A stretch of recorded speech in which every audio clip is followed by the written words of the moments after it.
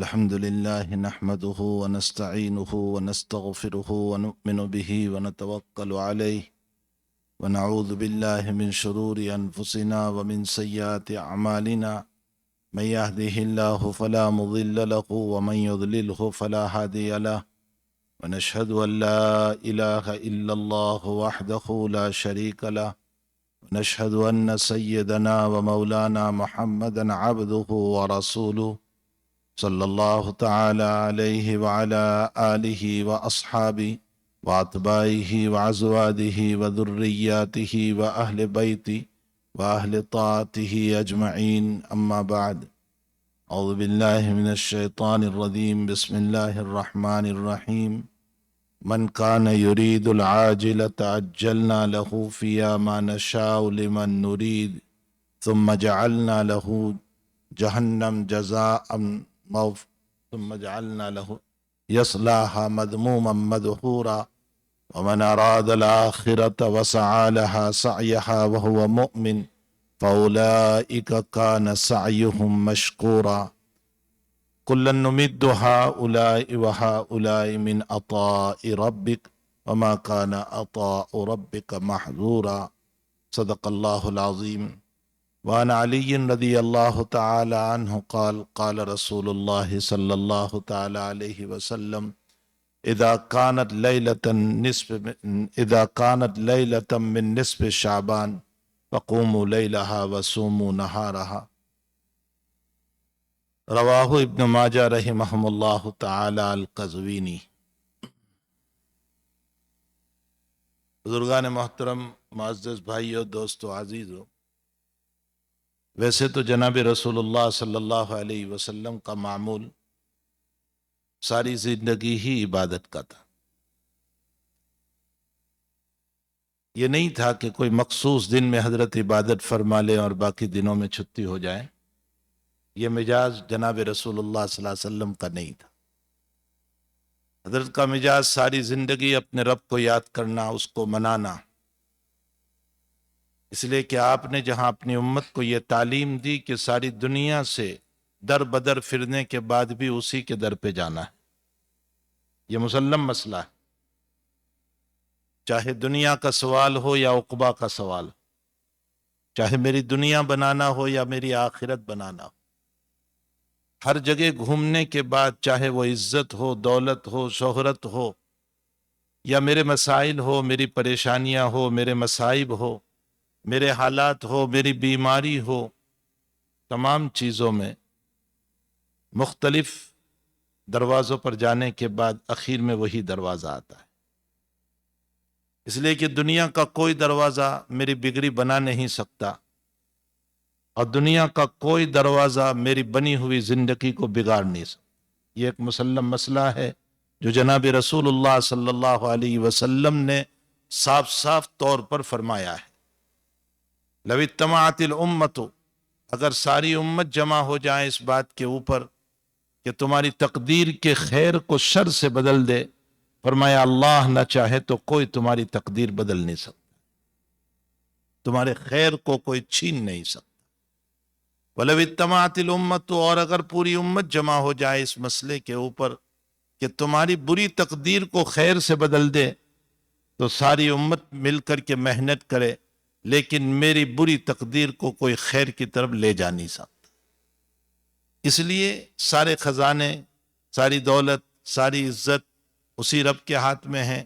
جناب رسول اللہ صلی اللہ علیہ وسلم ساری زندگی اسی کے در پر مانگتے رہے۔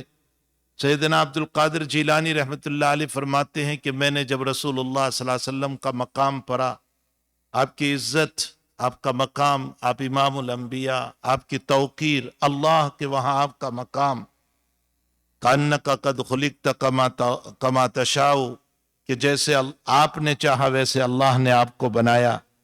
ان تمام چیزوں کو جب میں نے پڑھا، اور آپ کا یہ مقام کہ اللہ کا اپنے در پر مہمان بنا کر آسمانوں تک بلانا، فرمایا جی میں آیا کہ لاؤ اسی کو سجدہ کر لوں جس کا یہ مقام ہے۔ یہ سمجھانے کے لیے حضرت کہہ رہے ہیں اپنی مجلس میں کہ جب اتنا اونچا مقام میں نے محمد الرسول اللہ صلی اللہ علیہ وسلم کا دیکھا تو جی میں آیا کہ لاؤ اسی کو میں سجدہ کروں۔ لیکن میں نے دیکھا کہ اتنے اونچے مقام والا بھی اسی کے در پر سجدے میں بھیک مانگ رہا ہے۔ جناب رسول اللہ صلی اللہ علیہ وسلم ساری کائنات اسی در پر مانگتے رہے، اللہم انی استر بدعائک کدعاء المسترین۔ اب کے الفاظ ہے دعا کے، اللہ کے نبی کی دعائیں بھی یاد کیا کیجئے۔ فرمایا اللہ میں تیرے سامنے ایسے بے چین ہو کر مانگتا ہوں جیسے کوئی بھوک سے بے چین، استرار کا معنی ہوتا ہے بے چینی، جیسے کوئی بھوک سے بے چین ہو، جیسے کوئی پانی سے بے چین ہو، پیاس سے بے چین ہو، بیماری سے بے چین ہو، شدید بخار میں کروٹیں بدلتا ہو، کینسر کی بیماری میں مریض ہو، پیٹ کے درد میں مریض ہے اور رات اور دن جو کروٹیں بدلتا ہے، فرمایا جیسے وہ انسان تجھے پکارتا ہے، محمد الرسول اللہ بھی تجھ سے اسی طرح مانگ رہا ہے۔ اللہم انی اسألک مسألۃ المسکین، اے اللہ میں تیرے سامنے ایسے سوال کرتا ہوں جیسے ایک مسکین کسی کے در پر سوال کرتا ہے، ویسے محمد بھی تیرے در پر سوال کر رہا ہے۔ حضرت نے یہ کلمات استعمال کر کے امت کو اس بات کی دعوت دی کہ تمہاری عزت، تمہاری شہرت، تمہارا مقام، تمہاری دولت، یہ سب کچھ اپنی جگہ پر، لیکن حقیقت یہ ہے کہ یہ دینے والا معطی اللہ کی ذات ہے، اسی کے در پر مانگتے رہو ورنہ دیا ہوا کبھی وہ چھین بھی سکتا ہے۔ تو حضرت کی ساری زندگی عبادت پر گزری ہے، کوئی خاص دن ایسا نہیں تھا کہ یہ ہے جناب رسول اللہ صلی اللہ علیہ وسلم کو شب برات میں غسل کر کے ماشاءاللہ نئے کپڑے پہن کر کے در پر آ کر کے عبادت کرتے ہو اور پھر دوسرے دن سے چھٹی ہو جائے۔ حضرت کا یہ مزاج اور یہ نہیں تھا، بلکہ آپ کا مزاج تو یہ تھا کہ نصف لیل کے بعد روزانہ آپ اٹھ جاتے تھے، اس لیے کہ آپ کو حکم دیا گیا تھا قم اللیل الا قلیلا نصفہ او انقص منہ قلیلا او زد علیہ ورتل القرآن ترتیلا۔ رات میں اٹھیے آدھی رات سے زیادہ یا آدھی رات سے کچھ کم، اور ہمارے سامنے کھڑے ہو جائیے۔ ان لک فی النہار سبحا طویلا، آپ کو دن میں بہت کام ہے، بہت مشغولیت ہے، بہت دعوت ہے، تبلیغ ہے، لوگوں سے ملنا ہے، اپنی ضرورتیں ہیں، اپنے مسائل ہیں، پھر صحابہ کے مسائل کو حل کرنا ہے، تو آپ رات کے خلوتوں میں اپنے رب سے باتیں کیجیے، اپنے اللہ سے باتیں کیجیے، اور رات رکھی ہے اسی لیے۔ اصل میں ایک مسئلہ یاد رکھو، ہمارے اکابر نے بہت پیاری ایک بات احادیث سے ثابت کی ہے، عبادت سکون کو چاہتی، یہ مسئلہ یاد رکھیں، عبادت سکون کو چاہتی۔ اسی لیے جناب رسول اللہ صلی اللہ علیہ وسلم فرماتے ہیں کہ میں نماز جب پڑھاتا ہوں، چونکہ اس زمانے میں تعلیم و تعلم کے لیے عورتوں کو بھی آنے کی اجازت تھی، اس لیے کہ ابتدائے دین تھا، عورتوں کو مسائل سکھانے تھے، اور مستقل علیحدہ جگہ، علیحدہ روم نہیں تھا عورتوں کا، تو آگے مرد ہوتے تھے، بچے ہوتے تھے، پھر عورتیں ہوتی، یہ ترتیب تھی۔ لیکن عورتوں کو بہت احتیاط کہا گیا تھا، اللہ کے حبیب پاک صلی اللہ علیہ وسلم نے فرمایا تھا خوشبو لگا کرنا ہے، روایتوں میں خوشبو لگا کرنا ہے، شاندار کپڑے پہن کرنا ہے۔ تمام روایتوں سے معلوم ہوتا ہے رات کی نمازوں میں عورتوں کا آنا ثابت ہے، دن کی نمازوں میں نہیں۔ عشاء کی نماز کا تذکرہ ملتا ہے، فجر کی نماز کا تذکرہ ملتا ہے۔ پھر عورتوں کو یہ کہا گیا تھا کہ جب تک مرد سجدے سے سر نہ اٹھا لے تم اپنا سر نہ اٹھاؤ، کہیں کسی مرد کے سطر پر نظر نہ پڑ جائے۔ پھر اس کے ساتھ ساتھ یہ بھی کہا گیا کہ عورتیں نماز پڑھ کے فوراً نکل جائیں، اور مردوں کو کہا گیا کہ تم بیٹھے رہو تاکہ اختلاط نہ ہو، ملنا نہ ہو۔ لیکن امی جان حضرت عائشہ رضی اللہ تعالیٰ عنہ فرما رہی ہے بخاری شریف کی روایت میں کہ اگر میرے آقا ہوتے اور اس وقت امت کی عورتوں کے حالات دیکھتے تو میرا نبی منع کر دیتا۔ حالانکہ وہ خیر القرون کا زمانہ ہے، صحابیات کا زمانہ ہے، نیک لوگوں کا زمانہ ہے، لیکن اس کے باوجود بہت سارے صحابہ کرام نہیں چاہتے تھے۔ حضرت جابر رضی اللہ تعالیٰ عنہ نہیں چاہتے تھے، حضرت عمر رضی اللہ تعالیٰ عنہ نے منع فرمایا، خود اپنی بیوی کو منع کیا کہ مسجد میں نہ جاؤ، اپنے گھر پہ نماز پڑھ۔ تو خیر بہرحال نبی علیہ السلام کے زمانے میں حضرت چونکہ تعلیم دینا تھا، ان کو دین سکھانا تھا، ان کو بھی شریعت سکھانا تھا، اس لیے حضرت نے عورتوں کو اجازت دے رکھی تھی۔ لیکن روایت میں یہ ہے کہ عورت کی افضل نماز اپنے گھر کے روم میں ہے، اس کی افضل نماز وہی کہ وہ اپنے روم میں پڑھے، روم کے کونے میں پڑھنا افضل ہے۔ تو یہ حضور پاک صلی اللہ تعالیٰ علیہ وسلم نے عورتوں کے باب میں ساری چیزوں کو ذکر فرمایا ہے، روایتوں میں یہ ساری باتیں موجود ہیں۔ بہرحال اس کا یہ بھی مطلب نہیں ہے کہ عورت پر اتنی سختی کی جائے کہ مسجد سے گزر رہے ہیں اور نماز کے قضا ہونے کا اندیشہ ہے اور خطرہ ہے، اور ہم عورت کو گاڑی میں بٹھائے رکھے اور کہیں کہ نہیں نہیں مسجد میں نہیں آنا ہے اور بس میں اکیلا نماز پڑھ لیتا ہوں۔ یہ بھی غلط ہے۔ نماز کا وقت ہے، نماز قضا ہونے کا خطرہ ہے، تو اس صورت میں مسجد میں نماز کا وقت ہو گیا ہے تو علیحدہ جگہ کے اوپر وہ اپنی نماز کو ادا کر لیں۔ خیر یہ بحث ہے۔ میں یہاں یہ کہنا چاہتا ہوں کہ حضور پاک صلی اللہ تعالی علیہ وسلم کے زمانے میں نبی علیہ الصلاۃ والسلام فرماتے ہیں کہ عورتیں بھی چونکہ مسجد میں آتی تھی، حضرت فرماتے ہیں کہ میں نماز پڑھاتا تھا اور مجھے طویل قرات کرنے کے جی میں آتا تھا، لیکن اتنے میں کسی بچے کے رونے کی پیچھے سے آواز آتی تھی، چونکہ عورتیں اپنے چھوٹے بچوں کو لے کر بھی آتی تھی، کسی بچے کے رونے کی آواز آتی تھی، حضرت فرماتے ہیں کہ میں اپنی نماز کو مختصر کر دیتا۔ اس کی دو وجہ لکھی ہے۔ ایک وجہ تو یہ ہے کہ ماں پریشان نہ ہو جائے، اس لیے کہ ماں نماز پڑھ رہی ہے، اب میں طویل قرات کروں گا تو ماں بھی نماز میں رہے گی اور ادھر بچہ روتا رہے گا تو ماں کا ذہن بچے کی طرف جائے گا، اللہ کی طرف نہیں رہے گا۔ تو اس ماں کی رعایت میں حضرت نماز کو مختصر کر دیتے تھے۔ یہ رحمت للعالمین تھے جناب رسول اللہ صلی اللہ تعالی علیہ وسلم، کہ ایک عورت پریشان نہ ہو جائے، اس کی وجہ سے حضرت اپنی نماز کو مختصر کر دیا کرتے تھے، باوجود کہ آپ تمنا فرما رہے ہیں کہ میں طویل قرات کروں۔ ہمارے اکابر حضرت تھانوی رحمۃ اللہ علیہ نے لکھا ہے کہ میں قرآن کی ہر آیت کو پڑھتا ہوں تو مجھے ہر آیت کے اندر اللہ کی رحمت نظر آتی ہے، اور ہر حدیث کو پڑھتا ہوں تو ہر حدیث میں بھی اللہ کی رحمت نظر آتی ہے۔ حضرت نے ایک مثال دی، حضرت تھانوی رحمۃ اللہ علیہ نے ایک مثال دی، فرمایا کہ اللہ تعالیٰ قرآن کریم میں فرماتے ہیں یا ایھا الذین آمنوا اذا تداینتم بدین الی اجل مسمی فاکتبوہ، اگر تم کسی کو قرض دو یا قرض لو تو تحریر ہونی چاہیے، لکھ لیا کرو اس کو، اپنے کتنے پیسے دیے اس پر گواہ بنا لیا کرو، اور ایسے آدمی سے لکھاؤ، کاتب سے، کاتب کا مطلب ہوتا ہے سرکاری آدمی جو ہوتا ہے، ہم لوئر اس کو کہہ دیا کرتے ہیں یا اس طرح کے، اس سے لکھوا لیا کرو۔ حضرت تھانوی رحمۃ اللہ علیہ فرماتے ہیں تو پیسہ کا مسئلہ، لیکن مجھے اس میں بھی اللہ کی رحمت معلوم ہو رہی ہے، اس لیے کہ اللہ نہیں چاہتا کہ تمہارا دیا ہوا مال کوئی کھا جائے اور مال برباد ہو جائے، اس لیے اس کو لکھ لیا کرو تاکہ کل کو وہ منع کریں تو تم کورٹ کے ذریعے سے، حکومت کے ذریعے سے اپنے پیسوں کو وصول کر سکو۔ فرمایا اللہ کی رحمت ہے۔ اور پھر حضرت ایک جملہ لکھتے ہیں کہ جو اللہ تمہارے مال کی بربادی کو پسند نہیں کرتا وہ تمہارے جان کی بربادی کو کیسے پسند کرے گا؟ تم برباد ہو جاؤ، یہ کیسے اللہ پسند کرے؟ اور جب دنیا میں بربادی کو پسند نہیں کرتا ہے تو آخرت میں بربادی کو اللہ کیسے پسند کرے گا؟ اس لیے فرمایا ما یفعل اللہ بعذابکم ان شکرتم وآمنتم، اللہ تمہیں عذاب دے کر کیا کرے گا؟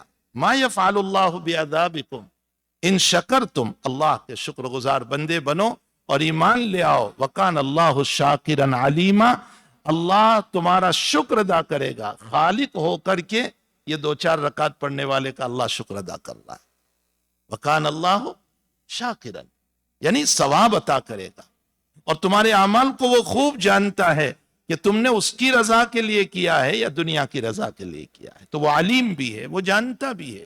تو ہر آیت میں اللہ کی رحمت معلوم ہو رہی ہے۔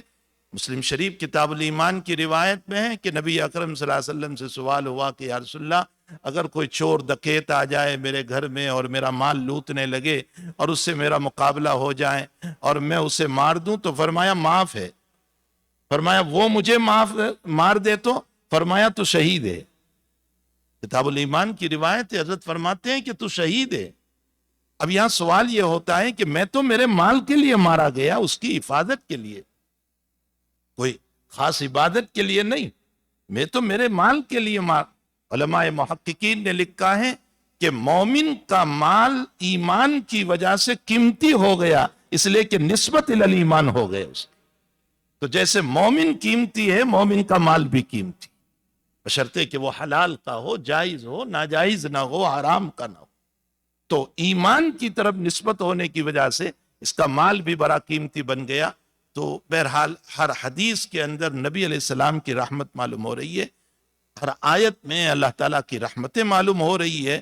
تو حضور پاک صلی اللہ علیہ وسلم کا معمول گرامی تو نصف لیل کے بعد اللہ کے سامنے کھڑے ہونا، اور کبھی 5 پارے، کبھی 6 پارے، کبھی 7 پارے، کبھی 8 پارے پڑھنا، اور جتنا طویل قیام، اتنا طویل رکوع اور اتنا طویل سجدہ۔ میرا اور آپ کا سجدہ شاید 3 سبحان ربی العلیٰ کا ہوتا ہے، یا زیادہ سے زیادہ 5 سبحان ربی العلیٰ کا ہوتا ہے۔ حضرت کا سجدہ جتنا قیام طویل ہوتا تھا اتنا ہی طویل آپ سجدہ بھی فرماتے تھے۔ عائشہ صدیقہ رضی اللہ تعالیٰ عنہ فرماتی ہے کہ حضرت جو ہے نماز پڑھتے رہتے تھے اور میں سامنے لیتی رہتی تھی۔ حضرت جب سجدے میں آتے تو میرا پاؤں دبا دیتے، کوئی بہت بڑا مکان نہیں تھا، تو یہاں سامنے حضرت عائشہ لیتی ہوئی ہے اور حضرت نماز پڑھ رہے ہیں۔ جب حضرت سجدے میں آتے تھے تو میرا پاؤں دبا دیتے، تو میں اپنے پاؤں کو سمیٹ لیتی تھی، پھر حضرت سجدہ فرماتے۔ تو حضرت عائشہ سے پوچھا گیا حضرت عروہ رحمۃ اللہ علیہ نے کہ کیا آپ کو پتہ نہیں چلتا تھا کہ نبی علیہ السلام سجدے میں آ رہے؟ تو فرمایا بیٹے کیا بتاؤں تمہیں، ہمارے گھروں میں قندیل اور دیا اور چراغ جلانے کے لیے تیل نہیں ہوا کرتا تھا، بس اندھیرا ہوتا تھا، اور اس اندھیرے کے اندر جو ہے حضرت نماز پڑھتے تھے، اور پھر حضرت کا طویل قیام ہوتا تھا، میں اتنا بیدار کیسے رہتی، تو میں سو جاتی تھی۔ حضرت جب سجدے میں آتے تھے تو میرا پاؤں دبا دیا کرتے تھے، تو میں اپنے پاؤں کو سمیٹ لیتی تھی۔ بہرحال حضرت کا تو روزانہ ہی کا معمول تھا کہ اللہ کے دربار میں کھڑے ہوتے تھے اور اس کو راضی کرتے تھے، اس سے مانگتے تھے۔ اللہ تعالیٰ نے آپ کو فرمایا تھا قم اللیل الا قلیلا، اور پھر عجیب و غریب بات یہ ہے کہ 5 نمازیں بعد میں آئی ہے، تہجد پہلے آئی ہے۔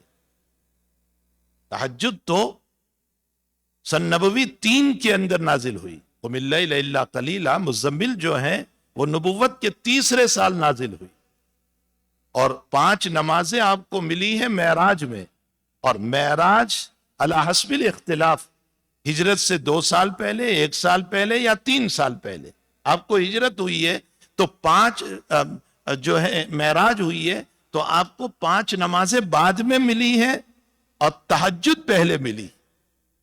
اور عجیب بات یہ ہے کہ پہلے مدثر کا نزول ہوا جس میں تبلیغ کا حکم دیا گیا، یا ایھا المدثر قم فانذر وربک فکبر، آپ اٹھیے، ڈرائیے امت کو، اپنے رب کی بڑائی بیان کیجئے، اس کے بول بولیے، اس کی توحید بیان کیجئے، اس کی عظمت بیان کیجئے، اس کی عزت بیان کیجئے، اس کا مقام بیان کیجئے۔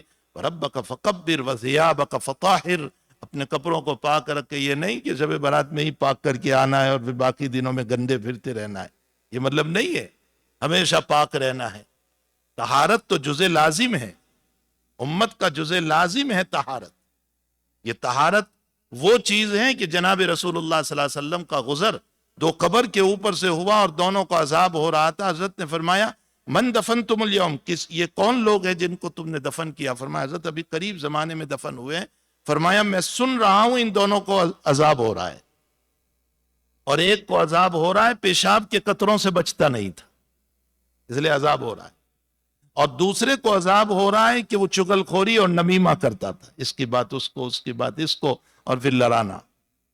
جیسے آج کل ایک فضا بن چکی ہے، ایک مجاز بن چکا ہے کہ ایک دوسرے کی باتوں کو نقل کر کے پھر آپس میں کیسے ٹکراؤ ہو جائیں، تصادم ہو جائیں، ان کے درمیان جھگڑا کیسے ہو جائیں، اور ہم دیکھ کر کے تماشا بھی بنے رہے، تماشا دیکھتے رہیں۔ فرمایا اس کی بنیاد پر عذاب ہوتا ہے۔ اسی لیے علماء نے لکھا ہے کہ قیامت کے دن پہلا سوال نماز کا ہوگا، نمازیں کتنی لے کر آئے، اور نماز کا مقدمہ طہارت ہے، وضو، اور قبر یہ آخرت کا مقدمہ ہے، تو اس مقدمے میں مقدمے کا سوال ہوگا، یعنی قبر میں طہارت کا سوال ہوگا، اور قیامت کے دن نماز کا سوال ہوگا، اور حقوق العباد کے اندر سب سے پہلا سوال قتل کا ہوگا۔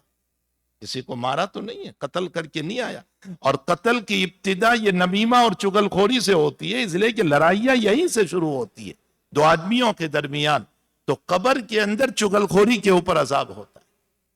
تو طہارت تو جزء لازم ہے، انسان کو پاک صاف رہنا چاہیے۔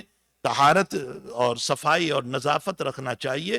حتیٰ کہ نبی اکرم صلی اللہ علیہ وسلم نے فرمایا کہ نظفوا افنیتکم، اپنے مکان کے باہر کی جو جگہ ہیں اس کو بھی صاف رکھو.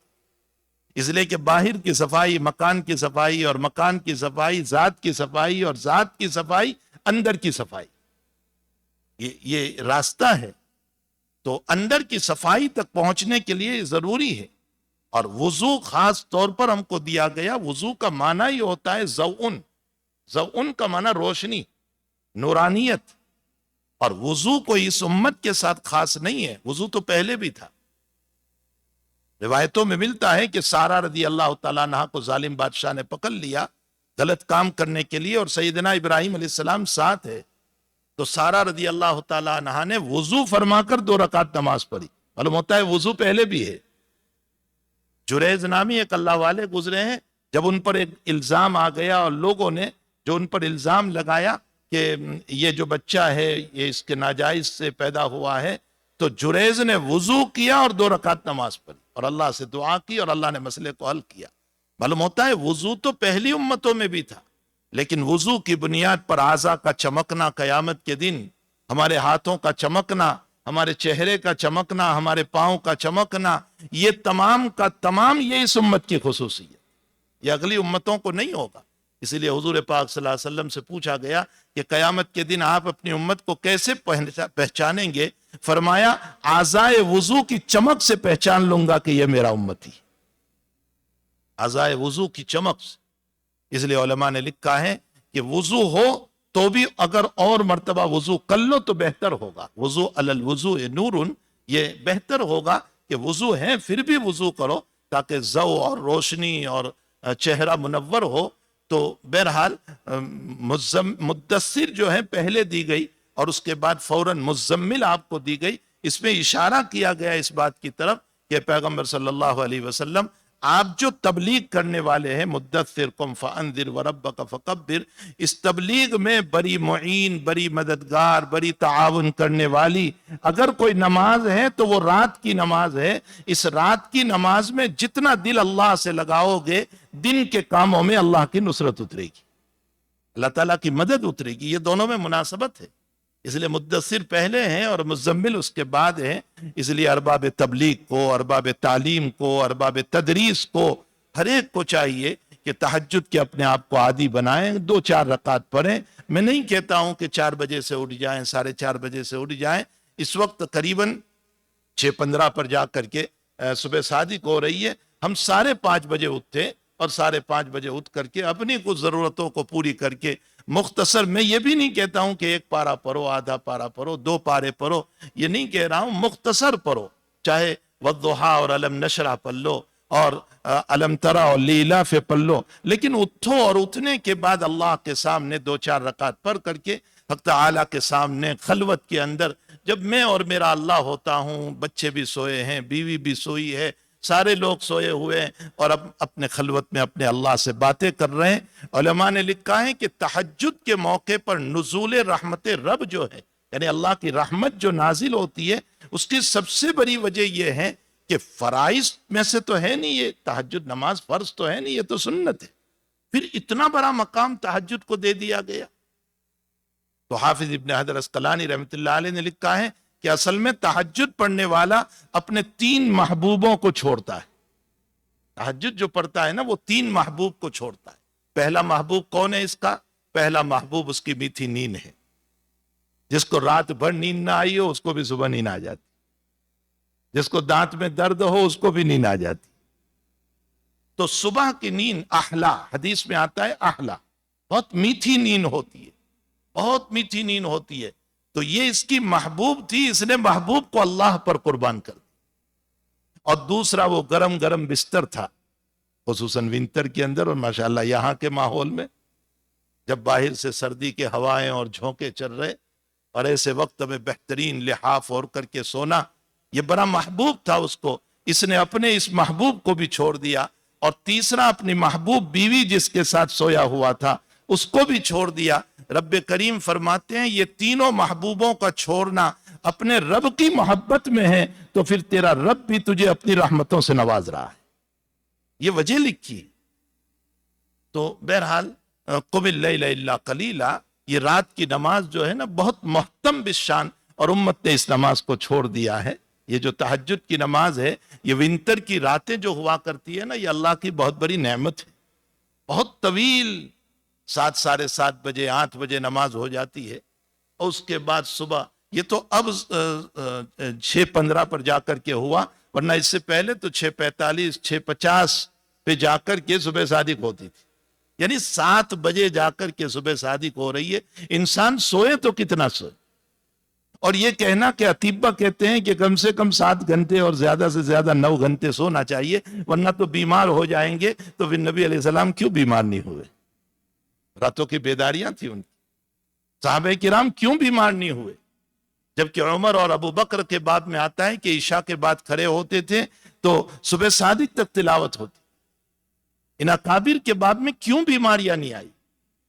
حقیقت یہ ہے کہ انسان جب کرنے پر آ جاتا ہے نا، تو اللہ اپنی طرف سے بغیر ویٹامن کے بھی ویٹامن پیدا کر دیتا ہے، اس میں انرجی پیدا ہو جاتی، اس میں اللہ کی طرف سے قوت آ جاتی، طاقت آ جاتی، اور جب نہ کرنا ہو نا تو پھر دنیاوی اسباب کے محتاج بنے پھرتے، پھر دنیا کے اسباب کے ہم محتاج ہوتے ہیں کہ اس سے ویٹامن پیدا ہوگی، اس سے انرجی پیدا ہوگی، اور اسی کی بنیاد پر میں جی سکوں گا، اور یہ نہیں ہوگا تو میں جی نہیں سکوں گا۔ ورنہ اکابر کی زندگی پلے کہ رات بھر عبادت کرنے کے باوجود اخیر میں جو ان کی دعائیں منقول ہے، اس میں وہ یہ کہتے تھے کہ اللہ رات چھوٹی ہو گئی تو اس سے باتیں کرنے کا رہ گیا، یعنی روزانہ باتیں کرتے ہیں اس اللہ سے، اور طویل راتیں جاگتے ہیں، اور پھر اخیر میں کہتے ہیں کہ اللہ باتیں کرنا رہ گیا تیرے ساتھ۔ بہرحال جناب رسول اللہ صلی اللہ علیہ وسلم کا معمول گرامی یہ تھا کہ آپ تو روزانہ ہی اللہ کی عبادت میں رات بھر مشغول رہتے تھے، آدھی رات کے بعد دربار رب میں کھڑے ہوتے تھے، لیکن پھر بھی کچھ راتیں ایسی ہوتی ہے کہ جس کے اندر اللہ کی طرف سے کچھ فیوز، کچھ برکات، کچھ انوار دیے جاتے ہیں، انہی میں شب برات ہے۔ شب برات لیلۃ البرات اس کو کہا جاتا ہے۔ روایتوں میں قریباً 8 روایتیں ہیں، اب کچھ علماء اس پر کلام کرتے ہیں کہ یہ روایت ضعیف ہے، بلکہ بہت ضعیف ہے، جس میں سر فہرست شیخ الاسلام ابن تیمیہ ہے، اور اس کے بعد ان کے شاگرد رشید ابن جوزی، اور اس کے بعد ابن رجب حنبلی ہے۔ ان لوگوں نے ان روایتوں پر کلام کر کے کہا ہے کہ اس کی کوئی حیثیت نہیں، کچھ نہیں ہے، بس یہ جو ہے کوئی خاص مسئلہ اس میں نہیں ہے۔ لیکن اس کے مقابلے میں بہت سارے اکابر نے اس روایت کے باب میں ان روایتوں کو قبول کیا۔ علامہ انور شاہ صاحب کشمیری رحمۃ اللہ علیہ نے جب امام ترمذی نے یہ باب قائم کیا، باب النصف من شعبان، ترمذی میں باب ہے، تو اس باب کی تحت شاہ صاحب فرماتے ہیں کہ اس کی عبادت ثابت ہے، البتہ خاص شکل نہیں، اور روایتیں اپنی جگہ کچھ نہ کچھ قابل اہتمام ہیں، یہ نہیں کہ بالکل ترک کر دی جائے۔ علامہ زاہد کوثری رحمۃ اللہ تعالی علیہ فرماتے ہیں کہ اس میں 8 روایتیں ہیں، جس میں 5 روایتیں متکلم فی ہیں اور 3 روایتیں حسن کے درجے کی، درجے حسن کی۔ ہمارے شاہ عبدالحق صاحب محدث دہلوی رحمۃ اللہ علیہ نے کتاب لکھی ہے ما ثبت بالسنہ، اس کتاب کے اندر اس رات کے باب میں بھی روایتوں کو نقل کر کے ثابت کیا ہے کہ سنت سے ثابت۔ صاحب ہدایہ جیسا محقق اور محقق، اتنا بڑا آدمی، وہ جب متبرک راتوں کو گنواتا ہے تو ان متبرک راتوں میں اس رات کو بھی گنوا رہا ہے۔ والفقہاء محتاطون، فقہاء تو بہت محتاط ہو، لیکن آپ نے گنوایا، اس کا مطلب اس کی کوئی نہ کوئی اصل ہے۔ بالکلیہ یہ کہہ دینا کہ اس کی کوئی اصل نہیں ہے، یہ غلط ہے، اور یہ کہنا کہ نہیں اس میں فلاں فلاں طریق پر عبادت کرنا چاہیے، یہ بھی غلط ہے۔ فضیلت ثابت ہے، کوئی خاص طرح کی عبادت ثابت نہیں، یہ مسئلہ یاد رکھے۔ فضیلت ثابت ہے، کوئی خاص طرح کی عبادت، خاص طرح کی عبادت کا مطلب یہ ہوتا ہے کہ 4 رکعتی عنوان سے پڑھیں اور جماعت کے ساتھ پڑھیں، اور 4 رکعتی عنوان سے پڑھیں اور جماعت کے ساتھ پڑھیں، اور اس کے لیے باقاعدہ جماعت کی جائے، یہ سب ممنوع ہے، بلکہ افضل یہ ہے کہ اپنے گھروں کے اندر یہ نفلی عبادت کی جائے، یہ افضل ہے۔ حضور پاک صلی اللہ تعالی علیہ وسلم بہت کم مسجد میں سنتیں پڑھتے تھے، حضرت کا معمول اپنے گھر میں پڑھنے کا، بلکہ روایتوں میں ہے کہ اپنے گھروں میں نمازیں پڑھا کرو، وَلَا تَتَّخِذُوهَا قُبُورًا، اپنے گھر کو قبرستان نہ بناؤ۔ گھروں کو قبرستان نہ بنانے کا مطلب جیسے مردے قبرستان میں نماز نہیں پڑھتے، اگر تم بھی گھروں میں نماز نہیں پڑھو گے تو تمہارا گھر بھی ایک قبرستان ہے۔ تو اپنے گھروں کو قبرستان نہ بناؤ، وہاں نوافل پڑھا کرو، وہاں سنت۔ ہاں یہ اور بات ہے کہ اگر ہم مسجد سے نکلنے کے بعد خطرہ یہ ہے کہ شیاطین الانس کھڑے ہوں گے باہر، شیاطین الجن تو ہوتے ہی ہے، شیاطین الانس بھی ہوتے، یہ قرآن سے ثابت ہے، من شر الوسواس الخناس الذی یوسوس فی صدور الناس من الجنت والناس، یہ وساوس ڈالنے والے من الجنت بھی ہے اور والناس بھی ہے۔ تو باہر شیاطین الانس کھڑے ہوں گے اور باتوں میں لگا کر کے ہماری سنتوں کو ضائع کر دیں گے، تو پھر یہیں پڑھ لو، پھر یہیں پڑھ لینا بہتر ہے، ورنہ نوافل کو اپنے گھروں میں پڑھنا چاہیے تاکہ ہمارا گھر قبرستان نہ بن جائے۔ اور گھر میں پڑھنے کے بڑے فوائد ہیں، علماء نے لکھا ہے، ایک حکمت تو یہ لکھی ہے کہ گھروں میں پڑھیں گے تو اللہ شیاطین کو گھروں سے دور کرے گا، اور ہمارے گھروں میں اگر پاک جن ہیں، اس لیے کہ ہر مکان میں یہ مخلوق ہوا کرتی ہے، ہمیں پتہ نہیں ہوتا ہے، تو پاک جن ہیں تو ان کو تقویت ملتی ہے، بلکہ وہ ہماری تعاون میں کرتے۔ دوسرا فائدہ یہ ہے کہ گھروں میں اگر ہم نوافل پڑھیں گے تو فائدہ یہ ہوگا کہ ہماری اولاد کی تربیت ہوگی، وہ ہمیں دیکھ کر پڑھیں گے۔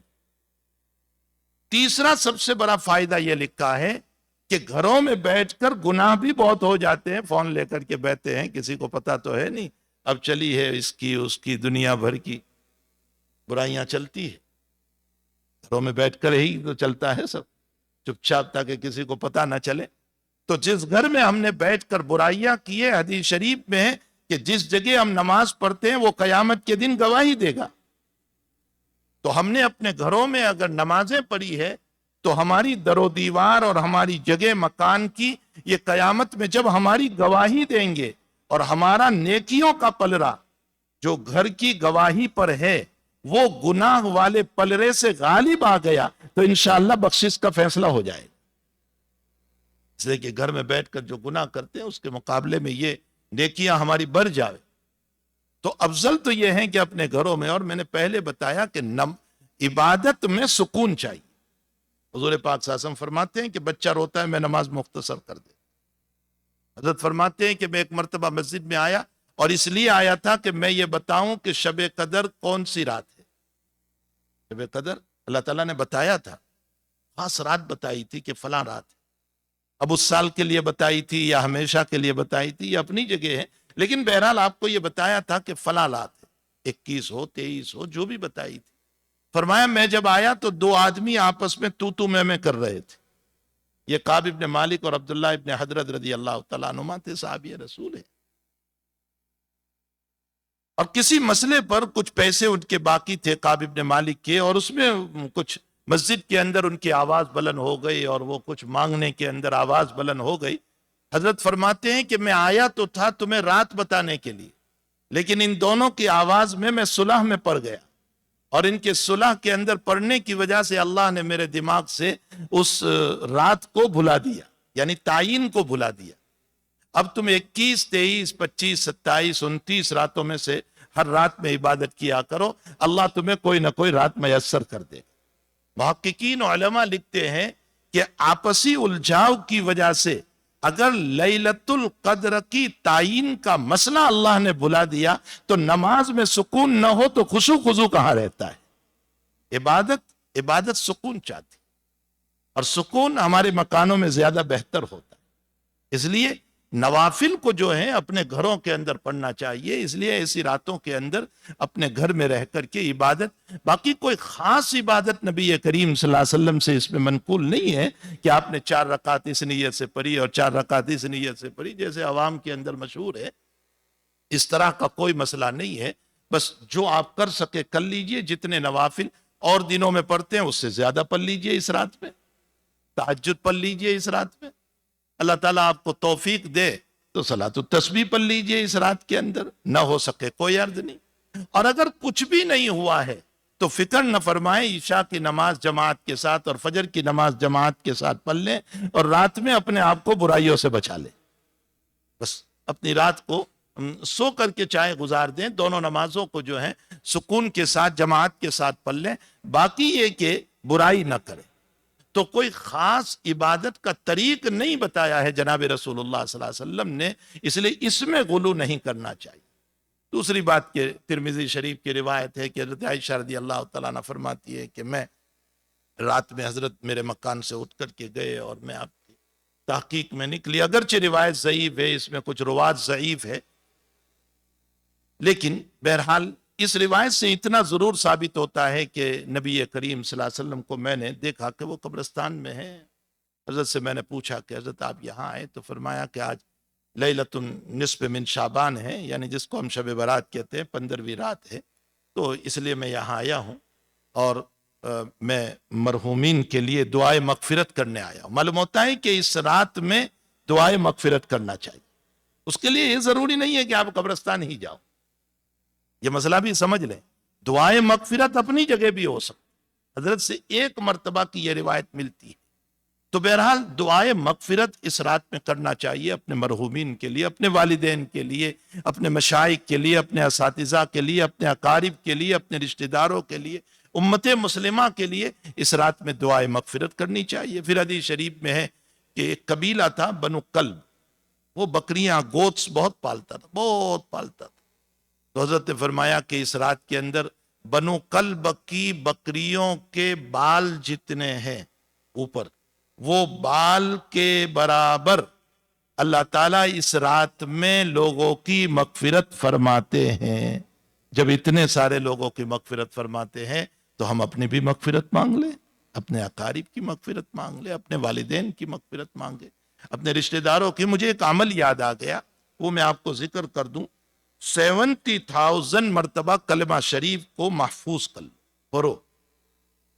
ضروری نہیں ہے ایک دن میں، زندگی میں 70,000، 70,000 مرتبہ لا الہ الا اللہ، لا الہ الا اللہ. ہر 20-25 مرتبہ کے بعد ایک مرتبہ پورا کلمہ پڑھ لو، یعنی محمد الرسول اللہ. باقی صرف لا الہ الا اللہ پڑھتے رہیں. فرمایا کہ جس نے 70,000 مرتبہ، شیخ عبداللہ تستری رحمۃ اللہ تعالیٰ علیہ کے باب میں حضرت شیخ معاذ زکریا صاحب نے، ملا علی قاری نے اور ترجمان السنہ میں یہ واقعہ نقل کیا ہے. فرمایا کہ 70,000 جس نے لا الہ الا اللہ پڑھ لیا ہے، اللہ اس کی ضرور مغفرت فرمائیں گے اور ایمان پر خاتمہ فرمائیں گے. اور وہ جس کو ہدیہ کرے گا اپنے یہ کلمات، وہ جہنم کے تہ میں ہوگا تو اللہ اس کی مغفرت فرمائیں. تو شیخ نے بھی اس واقعے کو نقل کیا ہے کہ شیخ عبداللہ کے پاس کوئی صاحب آئے، انہوں نے کہا کہ میری بہن شدید عذاب میں ہے. تو حضرت فرماتے ہیں کہ میرے پاس 70,000 لا الہ الا اللہ تھا، میں نے اس کی بہن کو ہدیہ کر دیا. تو اس بھائی نے دوسرے دن بتایا کہ الحمدللہ میری بہن کو خواب میں دیکھا کہ اللہ نے مغفرت فرما دی. تو کم سے کم اپنی ذات کے لیے تو اس کو پڑھ کر کے اپنے پاس محفوظ رکھے. اللہ کا ورد، اللہ کا کلمہ بہت بڑی چیز ہے. تو مرحومین کے لیے مغفرت، اپنے لیے مغفرت، اور پھر اس کے ساتھ ساتھ عزم و ارادہ کہ ہم آئندہ جو ہیں اللہ تعالیٰ کی عبادت کرتے رہیں گے. صرف انہی راتوں کے اندر، یہ کوئی ضروری نہیں ہے، یہ تو فضیلت کی راتیں ہیں، اپنی جگہ ہیں. باقی عبادت تو ہر وقت کرنا ہے. 5 نمازیں ہر وقت فرض ہے، وہ پڑھنا ہی پڑھنا ہے. سنن اپنی جگہ فرض ہے، سنت ہے، وہ اپنی جگہ پڑھنا ہی پڑھنا ہے. البتہ ایک آخری بات یاد رکھ لیجئے کہ چند لوگوں کی مغفرت جیسا کہ روایت میں ہے اس رات میں نہیں ہوتی. وہ 5 لوگ ہیں جن کی مغفرت نہیں ہوتی. اس میں نمبر 1 مشرک، وہ چاہے شب برات ہو چاہے شب قدر ہو، وہ چاہے رمضان ہو چاہے رمضان کا آخری عشرہ ہو. یہ مسئلہ یاد رکھے، مشرک کی مغفرت نہیں ہوتی. نمبر 2، مغفرت نہ ہونے کا مطلب یہ نہیں ہے کہ دائمی طور پر مغفرت نہیں ہوگی، بلکہ مغفرت نہ ہونے کا مطلب یہ ہے کہ ابھی اس حال میں ان کی مغفرت نہیں ہوتی. ان گناہوں کے ساتھ اگر توبہ کر لیں گے تو اللہ مغفرت کر دے گا. مشرک کی توبہ قبول ہوتی ہے، مغفرت ہے. دوسرا، ان راتوں کے اندر اور کس کی؟ والدین کا نافرمان. ہاں یہ سن لیں، والدین کا نافرمان، اس کی مغفرت نہیں ہوتی. یہ مسئلہ یاد رکھیں کہ وَقَضَىٰ رَبُّكَ أَلَّا تَعْبُدُوا إِلَّا إِيَّاهُ وَبِالْوَالِدَيْنِ إِحْسَانًا کی تحت لکھا ہے کہ ہمارے والدین چاہے کافر ہو، مشرک ہو، نافرمان ہو، اللہ کے باغی ہو، کچھ بھی ہو، لیکن ہمیں توہین کی اجازت نہیں، ان کی بات میں، ان کے کفر و شرک میں ہاں نہیں ملانا ہے۔ وہ گناہ کا حکم کریں تو لا طاعۃ لمخلوق فی معصیت الخالق، ان کی اطاعت نہیں کرنا، لیکن ان کی توہین نہیں کرنا۔ ہم دو چار مسئلے پڑھ لیتے ہیں تو اپنے والدین کے اوپر جو ہے بس نہ معلوم کیا اپنے آپ کو علامہ سمجھ لیتے ہیں کہ اپنے والدین کے اوپر زور زور سے بولنے لگتے۔ تو وَبِالْوَالِدَيْنِ إِحْسَانًا إِمَّا يَبْلُغَنَّ عِندَكَ الْكِبَرَ أَحَدُهُمَا أَوْ كِلَاهُمَا، جنہوں نے بڑے پیار سے، بڑی محبت سے ہمیں بڑا کیا ہے، بچپن میں ہماری وجہ سے ان کا سونا چھوٹا، رات کی نیند چھوٹی، ہمارے رونے پر وہ روئے، ہمارے ہنسنے پر وہ ہنسے، ہمیں چلتے سکھایا، ہمارے منہ میں نوالا رکھا، ہماری بیماریوں پر وہ طرف گئے، جنہوں نے اتنی قربانیاں دی ہو، اللہ اپنی توحید کے ساتھ ان کو بیان کر رہا ہے۔ وَبِالْوَالِدَيْنِ إِحْسَانًا فَلَا تَقُل لَّهُمَا أُفٍّ وَلَا تَنْهَرْهُمَا، ان کو جھڑکنا مت، ان کے سامنے اف بھی نہ کہنا۔ وَقُل لَّهُمَا قَوْلًا مَيْسُورًا، نرم بات کرنا ان کے سامنے، اور ان کے لیے دعا کرنا، رب ارحمہما کما ربیانی صغیرا، اے اللہ بچپن میں انہوں نے مجھ پر رحم کیا ہے، اے اللہ تو ان پر رحم فرما۔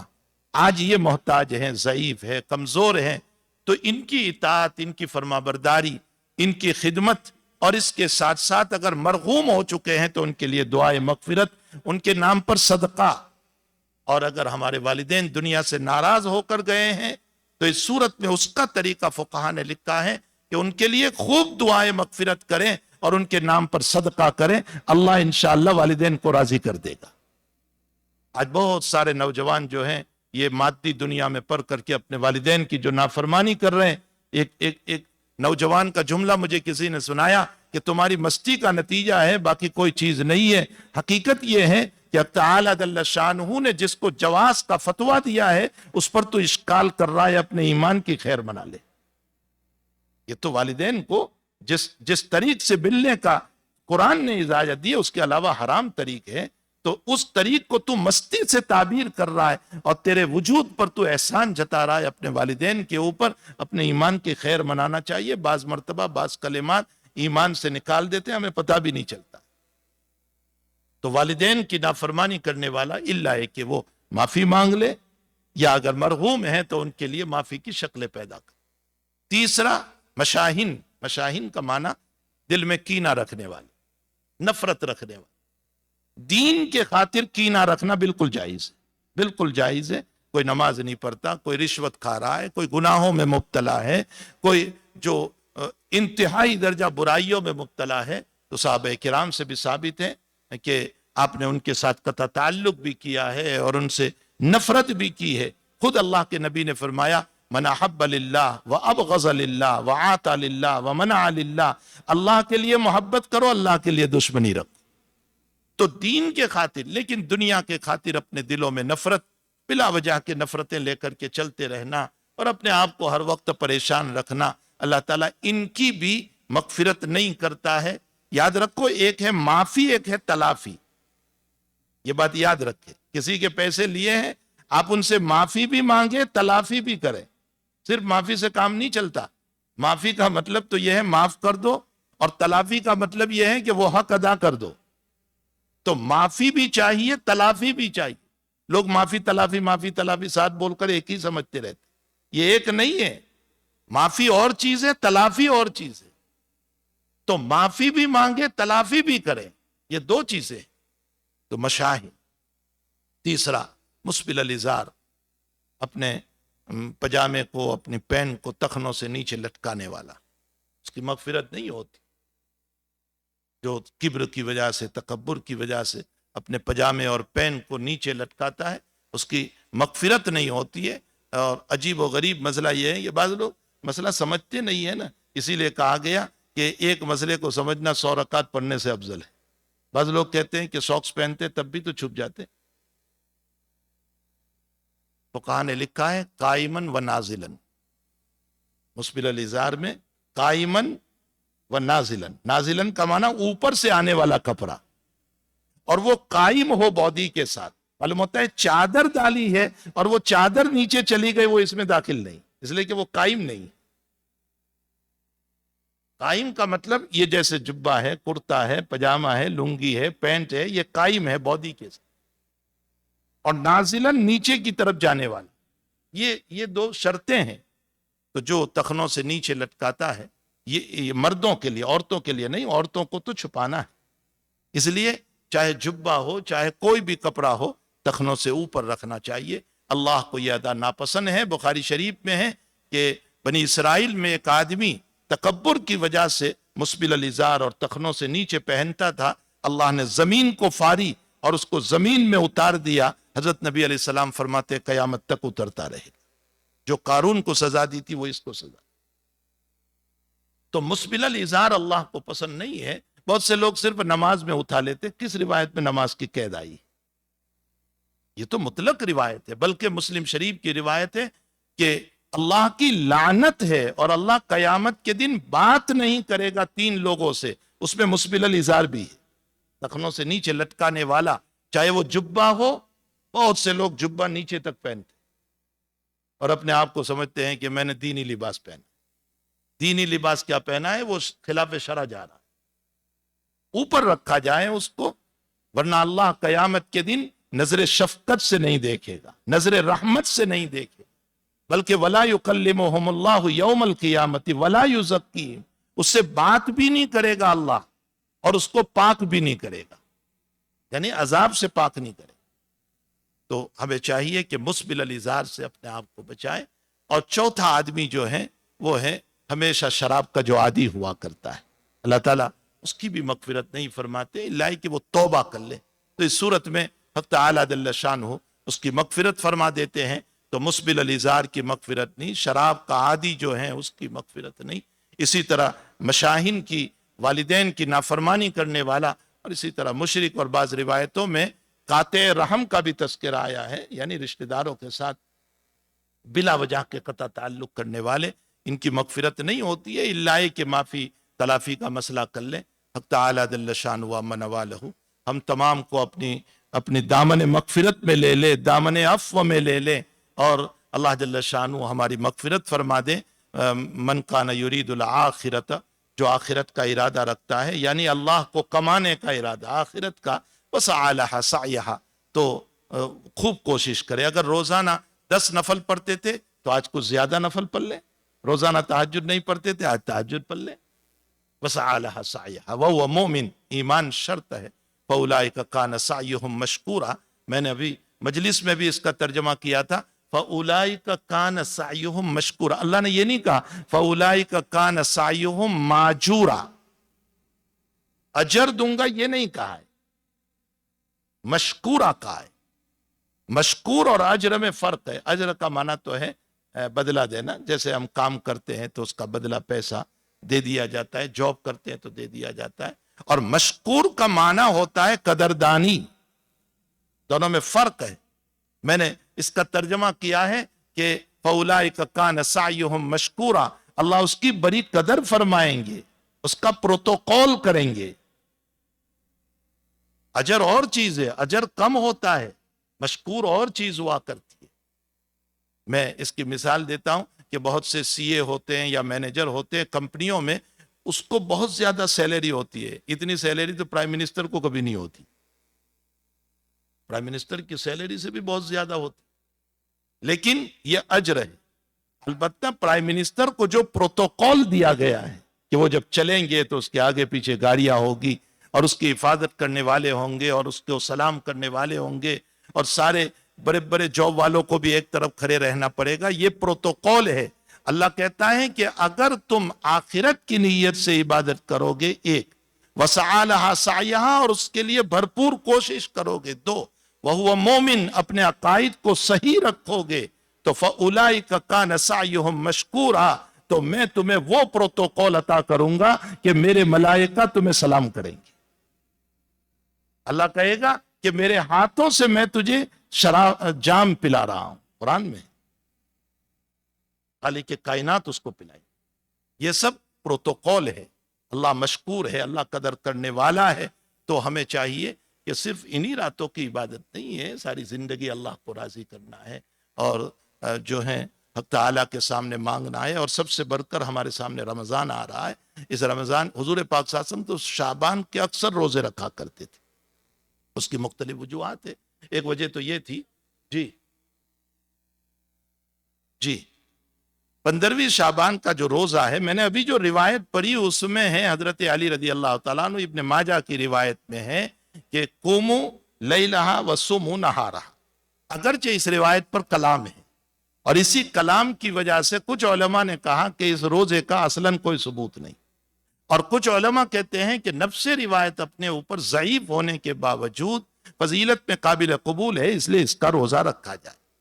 اب اس حل کو حل کرنے کے لیے، اس مسئلے کو حل کرنے کے لیے سب سے بڑی چیز یہ ہے کہ اس اختلاف سے بچنے کے لیے جناب رسول اللہ صلی اللہ علیہ وسلم کا معمول یہ تھا کہ حضرت ایام 20 کے بھی روزہ رکھا کرتے تھے. ایام 20 کا معنی 13، 14 اور 15، تو یہ 15 کل ہے. ایام 20 کی نیت سے اگر کسی کو اس پر اشکال ہو تو ایام 20 کی حیثیت سے روزہ رکھ لے. یہ بھی حضور پاک صلی اللہ علیہ وسلم کی مبارک سنت ہے. تو اگر کسی نے روزہ رکھ لیا ہے تو یہ افضل ہے، بہتر ہے، اور روزہ رکھنا چاہیے، چاہے ایام 20 کی نیت سے رکھو. ایام 20 کی نیت سے روزہ رکھ لو، کوئی حرج نہیں، لیکن روزہ رکھنا چاہیے. ہمارے کئی اکابر کا معمول اس سلسلے میں نقل کیا گیا ہے کہ وہ 15ویں شعبان کو دن میں روزہ رکھتے تھے. اللہ سبحانہ و تعالی عالم. بہرحال صرف یہی مخصوص ایام نہیں ہے، رمضان بھی ہے، اس میں اپنے آپ کو پریپیئر کیا جائے، تیار کیا جائے. حضرت تو شعبان کا پورا مہینہ روزہ رکھتے تھے، اکثر روزے. اس کی 2 وجہ لکھی ہے. ایک وجہ تو یہ لکھی ہے کہ حضرت جو ہے رمضان کی تیاری کرتے تھے. جیسے ہمارے وہاں کھانے پینے کی تیاریاں ہو رہی ہے نا گھروں کے اندر. جب سے شعبان شروع ہوا ہے تب سے آپ گھروں میں دیکھ لیجئے کہ عورتیں جو ہے ماشاءاللہ تعالی روزانہ ظہر کی نماز کے بعد جو بیٹھ رہی ہے تو آج یہ بنا رہی ہے، اور آج یہ بنا رہی ہے، اور آج فلاں چیز بنا رہی ہے. جیسے یہ تیاریاں ہو رہی ہے، جناب رسول اللہ صلی اللہ علیہ وسلم عبادت کی تیاری فرماتے تھے.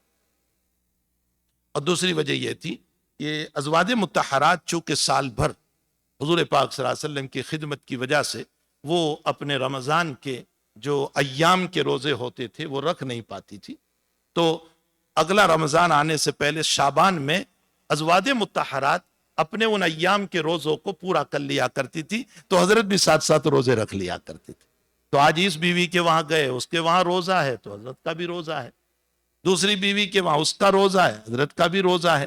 تو اکثر شعبان حضرت کا تو رمضان روزوں میں گزرتا تھا.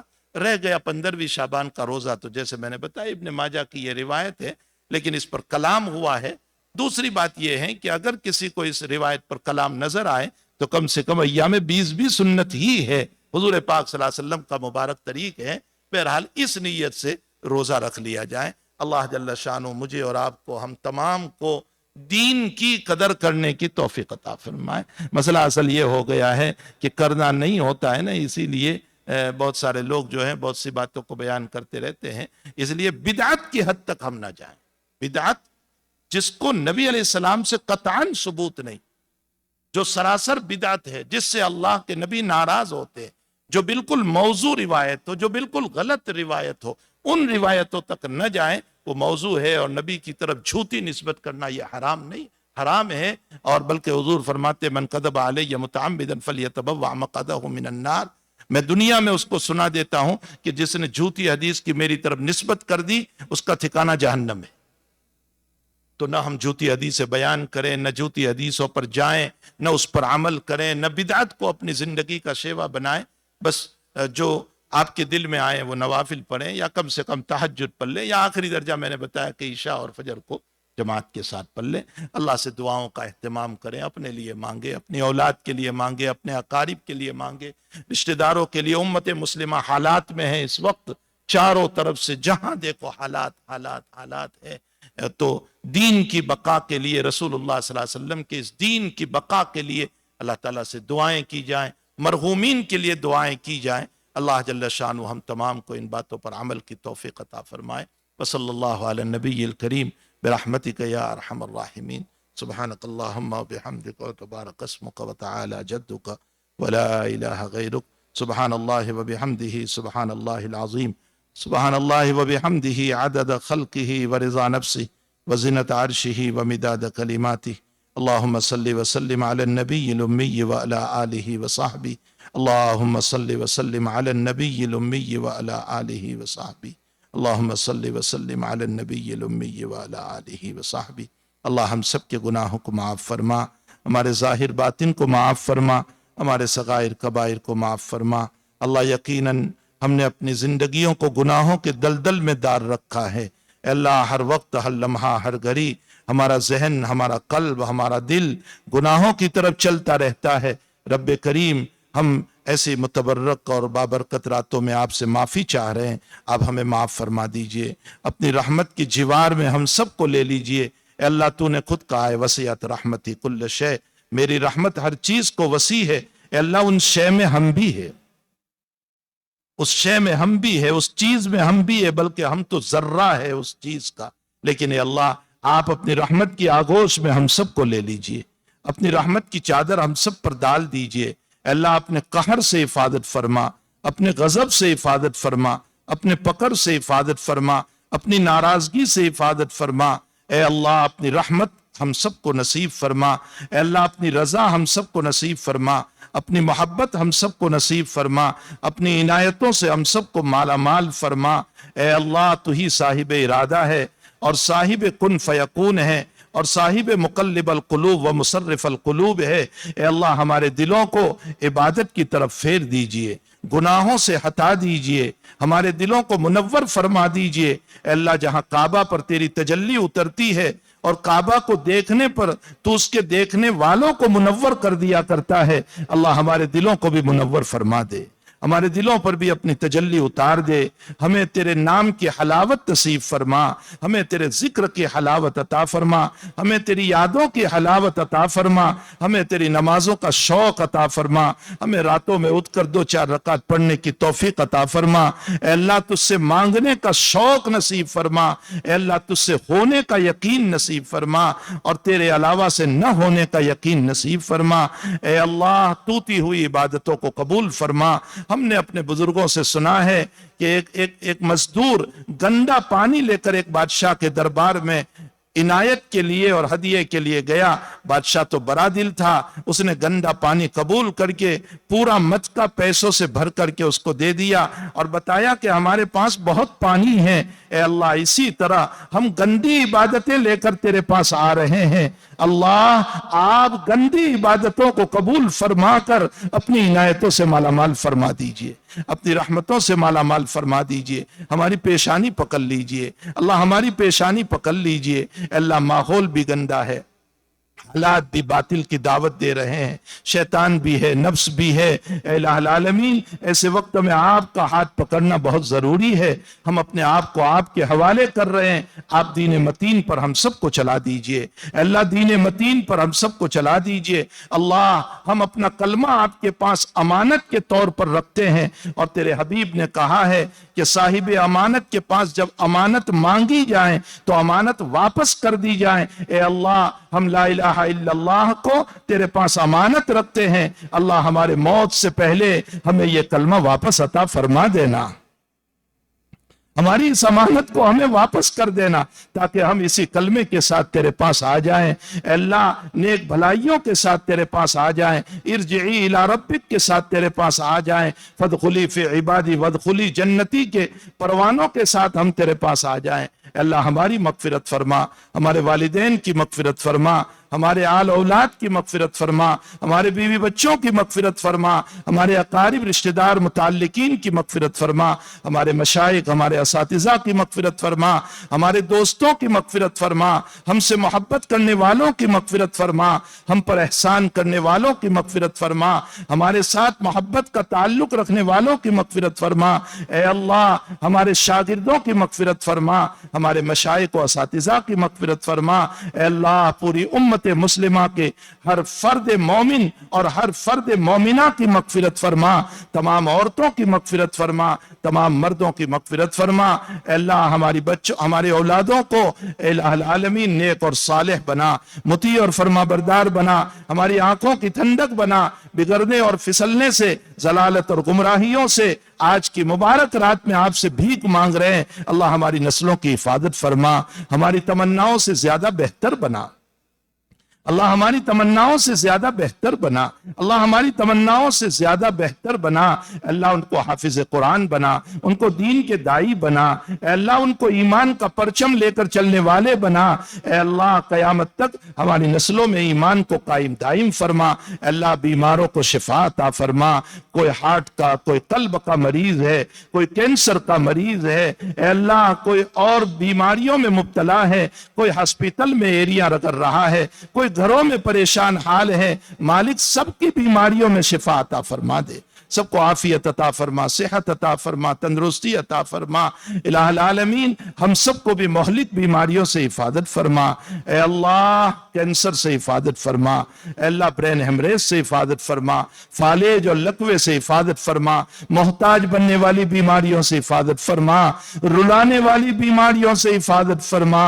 अल्लाह किसी के दर पर बेबस होकर के पड़े रहें, ऐसी बीमारियों से हिफाजत फरमा।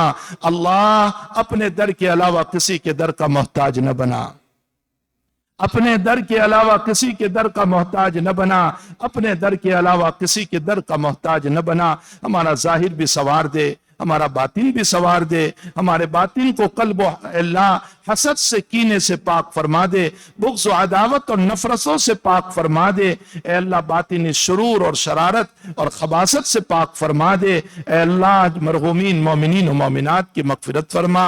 अल्लाह आला इल्लियीन में उन्हें जगह अता फरमा। अल्लाह उम्मत मुस्लिमा और तेरे हबीब की बहुत प्यारी उम्मत है, जिसका तूने बहुत मकाम कुरान में भी बयान किया और खैर उम्मत इस उम्मत को करार दिया और उम्मतम वसता तूने करार दिया। इतनी बेहतरीन उम्मत, इतनी प्यारी उम्मत, महबूब की लाडली उम्मत, जिसके लिए नबी रात दिन रोता रहा। अल्लाह इस वक्त ऐसे हालात से गुजर रही है कि जाहिर में इनका कोई मुईन और मददगार तेरे अलावा कोई नजर नहीं आ रहा है। अल्लाह कुफ्र और शिर्क को तकब्बुर आ चुका है। वो कह रहे हैं मुसलमानों का अल्लाह मर गया, मुसलमानों का रब मर गया, मुसलमानों का खुदा मर गया, इसलिए इनकी मदद नहीं हो रही है। अल्लाह तो मरता नहीं है, तो हय्युल ला यमूत है, तो हमेशा रहने वाला है। उम्मत मुस्लिमा की बिगड़ी बना दे, उम्मत मुस्लिमा के हालात को दुरुस्त फरमा दे, उम्मत मुस्लिमा की जिंदगी को ठीक फरमा दे। अल्लाह अल्लाहुम्मा अंसुरहुम वला तंसुर अलैहिम, अल्लाहुम्मा अंसुरहुम, अल्लाहुम्मा अंसुरहुम, अल्लाहुम्मा अंसुरहुम। अल्लाह मुसलमानों की नुसरत और मदद फरमा। अरे अल्लाह मुसलमानों को भी सुन्नत रसूल पर चलने की तौफीक अता फरमा। अल्लाह शरीयत मुतहरा पर चलने की तौफीक अता फरमा, हलाल लुकमों की तौफीक अता फरमा, हराम से हिफाजत फरमा, जायज जिंदगी नसीब फरमा, नाजायज तरीकों से हिफाजत फरमा।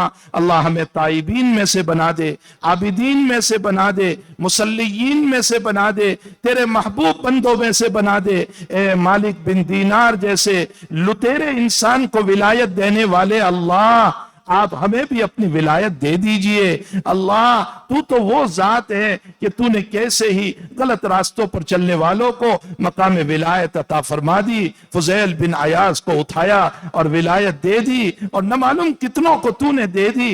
ए अल्लाह आप हमें भी अपनी विलायत में शामिल फरमा दीजिए, अपनी विलायत में अपने नेक बंदों में शामिल फरमा दीजिए। ए अल्लाह आप हमें अपना बना लीजिए, हमें अपना बना लीजिए। अल्लाह आप हमें अपना बना लीजिए, और ए अल्लाह मग़ज़ूब अलैहिम में से बनने से हम सब की हिफाजत फरमा, दालीन में से बनने से हिफाजत फरमा, तेरे कहर व गज़ब और लानत वालों में से बनने से हम सब की हिफाजत फरमा। अल्लाह ये मजमा तेरे दर पर भिखारी बनकर हाथ फैला कर बैठा हुआ है, और न मालूम ये आवाज जहां जहां जा रही है वो सब भी तेरे सामने मर्द औरत हाथ फैला कर बैठे हुए हैं। ए अल्लाह इसमें जिसकी आमीन तुझे प्यारी हो, उनकी आमीनों के साथ हम सब की आमीनों को भी कबूल फरमा ले, सबकी जरूरतों को दस्ते गैब से पूरा फरमा। سب کی حاجتوں کو پورا فرما، سب کی پریشانیوں کو دور فرما، مصیبتوں کو دور فرما۔ اس مجمع میں نہ معلوم کیسے کیسے لوگ ہیں کہ جو اپنی مصیبتوں کو، اپنے حالات کو، اپنی پریشانیوں کو دلوں میں چھپا کر بیٹھے ہیں۔ اے علیم بذات الصدور، تو بہت جانتا ہے، ان کے حالات کو بہتر بنا دے، جو بھی مصیبتیں ہیں دور فرما دے، حالات کو ختم فرما کر اچھے حالات سے مبدل فرما دے۔ ایسی رات اور آئندہ کی راتیں ہمیں بار بار نصیب فرما، تجھے راضی کرنے کی توفیق عطا فرما، ہماری دعاؤں کو اپنے فضل و کرم سے قبول فرما۔ وصلی اللہ علی نبینا محمد وآلہ وصحبہ اجمعین برحمتک یا ارحم